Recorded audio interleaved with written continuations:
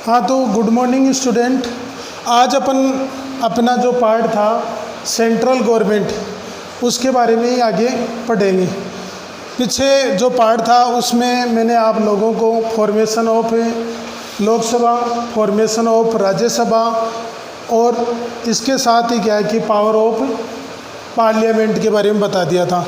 आज अपन क्या है कि पावर ऑफ लोकसभा के बारे में पढ़ेंगे।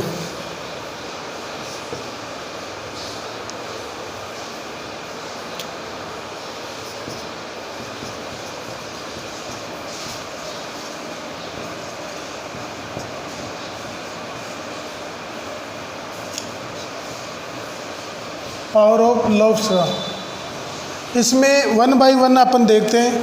फर्स्ट आता है जुडिशियल पावर,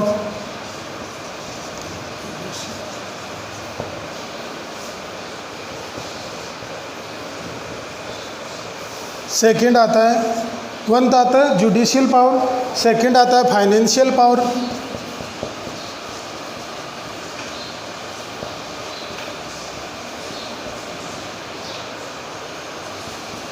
थर्ड आता है अब administrative power,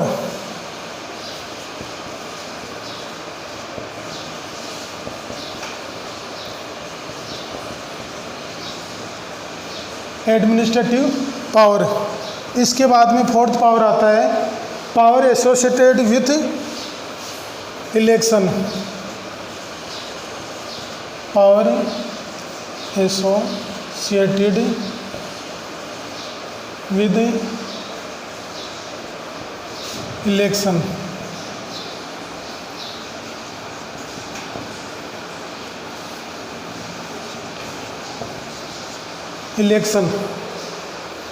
power associated with election.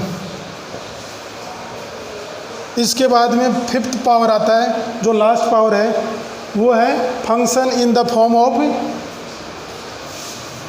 Making amendment, function in the form of making amendment. तो ये क्या है कि इसके 5 पावर्स होते हैं। किसके? लोकसभा की। लोकसभा की ये 5 पावर्स हैं: judicial power, financial power, administrative power, power associated with the election, function in the form of making amendment. जिनके बारे में अपन बोलते हैं कि जिनमें न्यायिक शक्तियाँ बोलते हैं, वित्तीय शक्तियाँ बोलते हैं, प्रशासनिक शक्तियाँ बोलते हैं।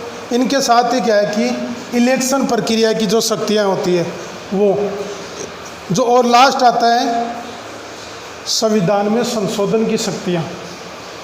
तो ये क्या है कि 5 पावर आती है किसकी? लोकसभा की। अब अपन क्या करेंगे, इसको वन बाय वन देखेंगे। समझ रहे हो? फर्स्ट अपन देखेंगे जुडिशियल पावर क्या होता है, फिर देखेंगे financial power, administrative power, power associated with election, function in the form of making amendment. हाँ, तो स्टूडेंट अपन क्या है कि जुडिशियल पावर के बारे में देखेंगे। जुडिशियल पावर में क्या होता है?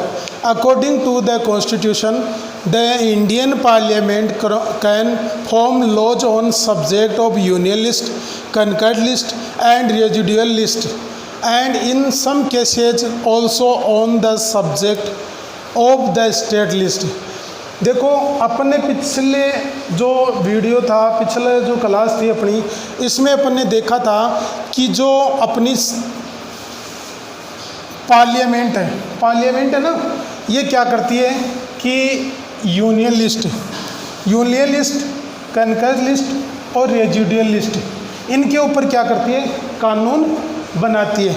लेकिन क्या है कि कुछ विशेष cases, in some cases also on the subject of state list, लेकिन कुछ केसेज के अंदर क्या करती है? ये स्टेट लिस्ट के ऊपर भी कानून बनाती है। शुरू में अपन बात करें कि यूनियन लिस्ट की, कनकर्ड लिस्ट की और रेजिडुअल लिस्ट की। इसके ऊपर तो ये कानून बनाती है संसद। इनके अलावा क्या है कि कुछ केसों में क्या है कि ये स्टेट लिस्ट के ऊपर भी कानून बनाती है। In contrast to simple non financial bills and constitutional amendments bills, the constitution provide that these type of bills can be presented in Lok Sabha और राज्यसभा। देखो साधारणतः क्या होता है कि जैसे एक तो नॉन फाइनेंशियल बिल होता है, नॉन फाइनेंशियल बिल जिसको अपन क्या बोलते हैं, अवित्तीय विधेयक। क्या बोलते हैं? अवित्तीय विधेयक। इसके साथ ही कौन सा होता है? कॉन्स्टिट्यूशनल अमेंडमेंट, जिसको बोलते हैं संवैधानिक सुधार, इसका बिल। उसके बाद ये मतलब क्या है कि एक तो नॉन फाइनेंशियल बिल और एक कॉन्स्टिट्यूशनल अमेंडमेंट बिल, इसको सामान्यतः अपन क्या करते हैं, एक तो लोकसभा में और एक राज्यसभा में, इन दोनों में क्या करते हैं, इनको भेजते हैं। कहाँ भेजते हैं? पहले तो भेजते हैं लोकसभा में, फिर भेजते हैं राज्यसभा में, या पहले ऐसे कर लेते हैं, पहले इसको राज्यसभा में भेज देते हैं, फिर उसको लोकसभा के अंदर भेज देते हैं। Any of these two houses and only after being passed from both the houses they will be sent to the president for his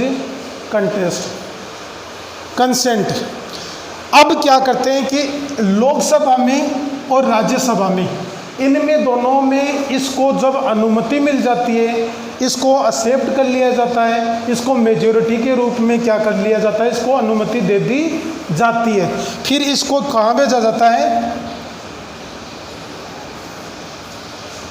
राष्ट्रपति के पास भेजा जाता है हस्ताक्षर के लिए। और जब राष्ट्रपति हस्ताक्षर वहाँ कर देता है इस बिल के ऊपर, तो वो कानून बन जाता है। क्या बन जाता है? कानून बन जाता है। एक बार फिर से देख लो, भारतीय जो पार्लियामेंट है ये क्या है कि यूनियन लिस्ट, कनकर्ड लिस्ट और रेजिडुअल लिस्ट के ऊपर क्या बनाती है? कानून बनाती है।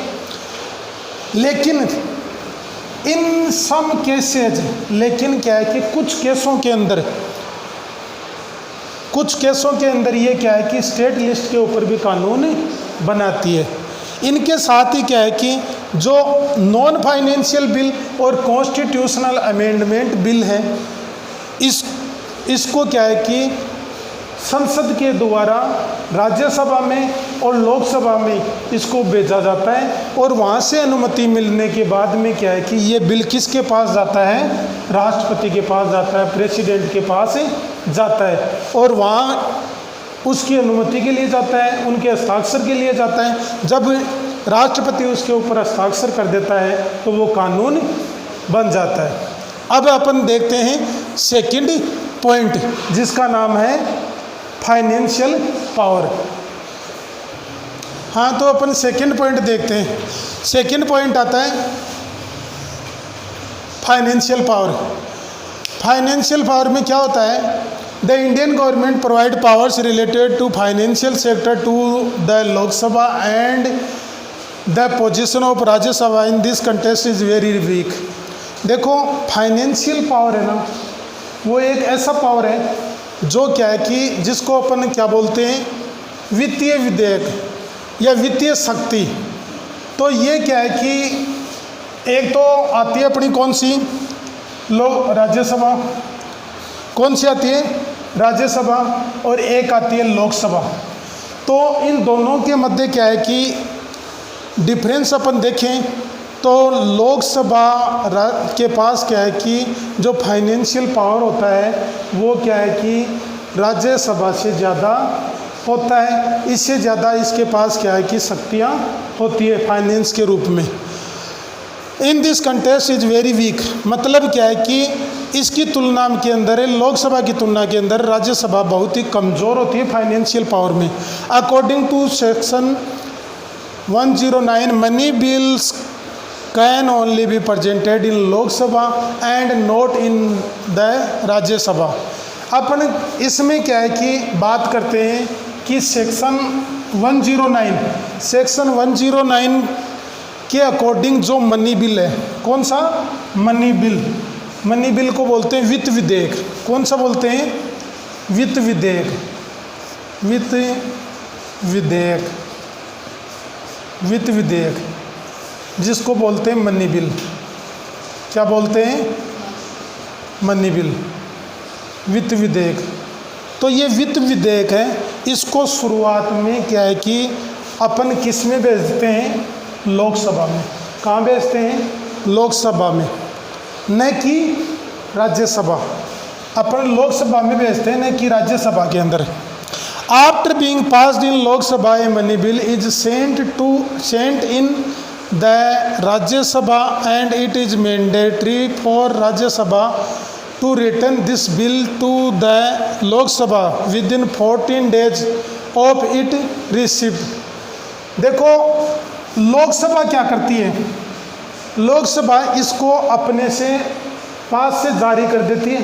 क्या कर देती है? जारी कर देती है। और फिर इसको क्या है कि एक मैंडेटरी का मतलब यहाँ फॉर्मेलिटीज के रूप में कि एक खाना पूर्ति करने के लिए या फॉर्मेलिटी पूरी करने के लिए किसके पास भेजते हैं? राज्यसभा के पास भेजते हैं। किसके पास भेजते हैं? राज्यसभा के पास। और राज्यसभा के पास क्या करती है कि राज्यसभा इसको अपने पास 14 डेज तक रखती है। कितने दिन तक? 14 डेज तक। मान लो आज अपन ने भेजा तो आज 10 डेट है और 24 डेट तक जैसे इसको क्या करते हैं? राज्यसभा के पास रहा। फिर राज्यसभा क्या कर देती है कि इसको वापस कहाँ भेज देती है? लोकसभा में भेज देती है। कहाँ भेज देती है? लोकसभा में। The Rajya Sabha can advise to make amendment in bill but the accept or reject it depends only on the discretion of the Lok Sabha. Rajya Sabha क्या करती है? अपनी राय देती है। क्या करती है? अपनी राय देती है। किसको? लोकसभा को, कि इस बिल के अंदर आपको क्या करनी है? ये सुधार करना है। फिर यहाँ देखो राज्यसभा क्या करती है? Can advice to make amendment in bill but to accept or reject it depends only on the description of the Lok Sabha, कि वो लोकसभा के ऊपर निर्भर करता है कि उस बिल को वो स्वीकार करता है या नहीं स्वीकार करता है। कि मतलब बिल तो लोकसभा से जारी होता है, जाता किसके पास है? राज्यसभा में। राज्यसभा अपनी राय देता है, लेकिन राय को मानता है या नहीं मानता है ये लोकसभा के ऊपर निर्भर करता है। एक बार फिर से देख लेना। The Indian constitution provide power related to financial sector to the Lok Sabha. देखो भारतीय संविधान है, ये क्या है कि वित्तीय समूह से संबंधित क्या है कि लोकसभा को शक्तियाँ देता है। और लोकसभा की तुलना में राज्यसभा क्या होती है? वीक होती है। दोनों की तुलना करते हैं तो राज्यसभा क्या होती है? वीक होती है। According to section 109 money bill can only be presented in the Lok Sabha and not in the Rajya Sabha. देखो सेक्शन 109 के अकॉर्डिंग क्या है कि मनी बिल है ओनली लोकसभा के अंदर रखा जाता है, न कि राज्यसभा के अंदर। उसके बाद में देखो after being passed in Lok Sabha a money bill is sent in the Rajya Sabha and it is mandatory for Rajya Sabha to return this bill to the Lok Sabha within 14 days of it recipient. उसके बाद लोकसभा में जब उस बिल को रखा जाता है, उसको रखने के बाद में ये क्या करता है कि उसको वहाँ से पास कर देता है। और पास करने के बाद में किस में चला जाता है? ये राज्यसभा में चला जाता है। एक फॉर्मेलिटी के रूप में, एक खाना पूर्ति के रूप में ये राज्यसभा में चला जाता है। और राज्यसभा क्या करती है कि उसको 14 डेज के लिए अपने पास रखती है। The Rajya Sabha can advise to make amendment in bill but to accept or reject it depends only on description of the Lok Sabha. Rajya Sabha क्या करती है कि बिल के अंदर जो सुधार है वो बनाने की सलाह देती है, सुधार करने की सलाह देती है, लेकिन ये चीज़ें किसके ऊपर डिपेंड करती है?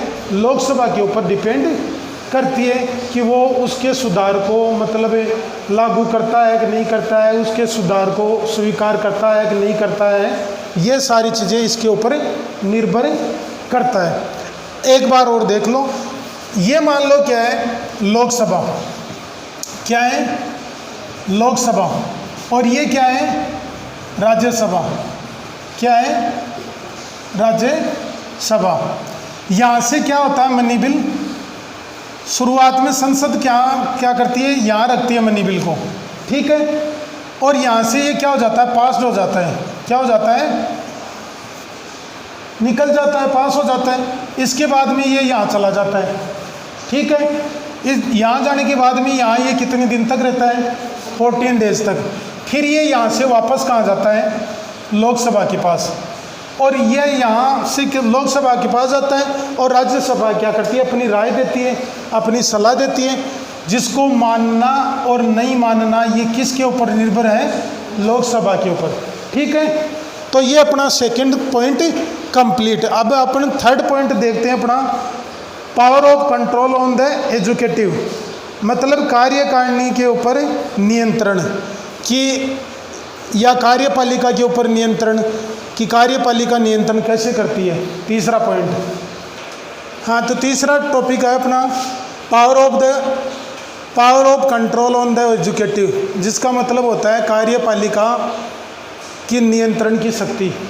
मतलब जो कार्यकारी होते हैं सरकार के, वो संसद के प्रति क्या होते हैं, उत्तरदायी होते हैं, रिस्पॉन्सिबल होते हैं। अब इसको शुरू से देखना, the Indian constitution has provide for a parliamentary form of government. भारतीय संविधान क्या करती है, सरकार का एक संसदात्मक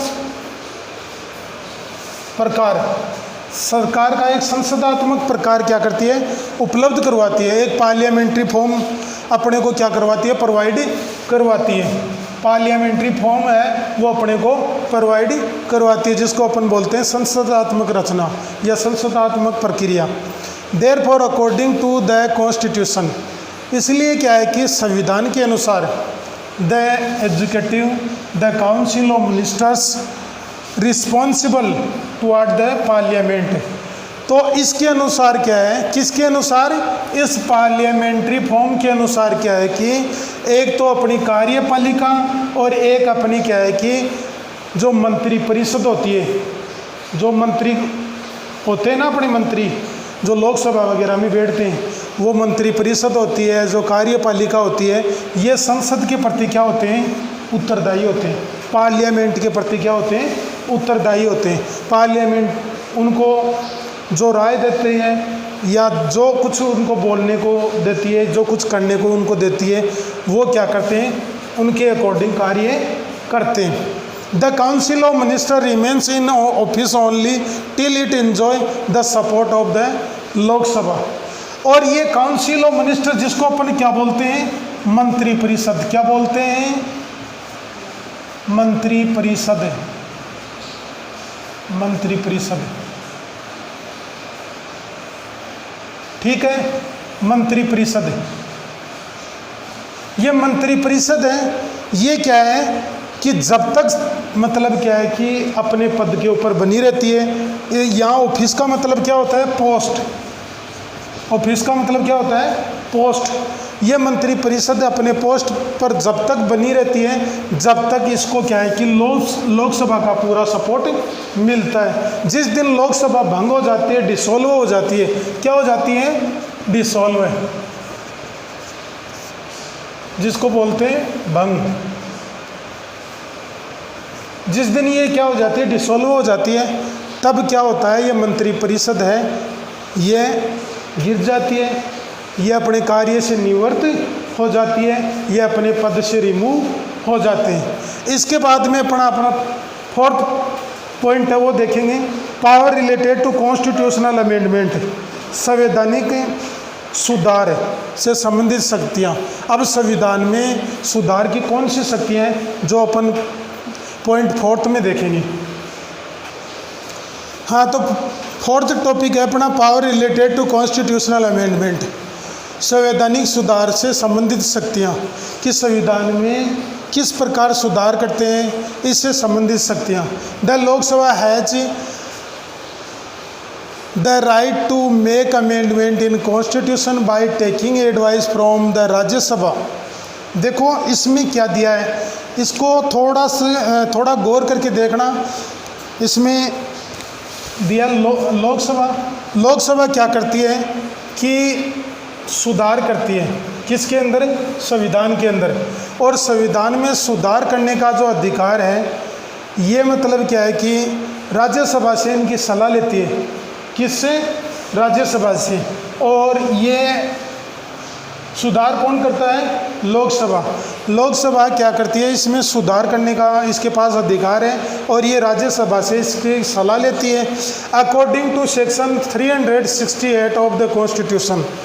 देखो इस अधिनियम के अंतर्गत 68 अधिनियम के अंतर्गत ये क्या है कि संविधान की एक अधिनियम है। इसके अनुसार the work of making amendment in most of the part of the constitution is done by the parliament alone. देखो ये टॉपिक इम्पोर्टेंट है, इसको देखना कि the work of making amendment most of the part of the constitution, most of the part. अपन ने first point में ये पढ़ा था कि जो एक तो कौन सी आती है? Union list, concurrent list, residual list, और सम केसेज में क्या होती है? State list. और उसके ऊपर कानून कौन बनाता है? पार्लियामेंट।